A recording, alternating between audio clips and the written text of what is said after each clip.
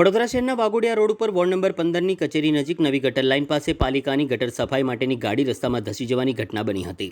આ ગાડીને બહાર કાઢવા માટે ક્રેનની મદદ લેવી પડી. ઘટનાએ નવી કામગીરીની ગુણવત્તા સામે અનેક સવાલો ઊભા કર્યા છે. મળતી માહિતી અનુસાર વોર્ડ નંબર 15ની કચેરી નજીક નવી ગટર લાઇનની કામગીરી કરાયેલા વિસ્તારમાં પાલિકાની ગટરની સફાઈ ગાડી અચાનક રસ્તામાં ધસી ગઈ હતી. રસ્તો બેસી જતા ભારે વાહન કાદવ અને ધમાસાણમાં ફસાઈ ગયું હતું.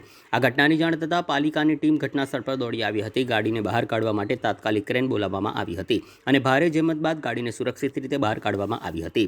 હાલ તો તાજેતરમાં થયેલી ગટર લાઇન અને માર્ગ સમારકામની કામગીરીની ગુણવત્તા અંગે અનેક સવાલો ઊભા કર્યા છે. સ્થાનિક રહીશોએ આક્ષેપ કર્યો છે કે વરસાદ શરૂ થતાં જ નવી કામગીરીની પોલ ખુલી ગઈ છે.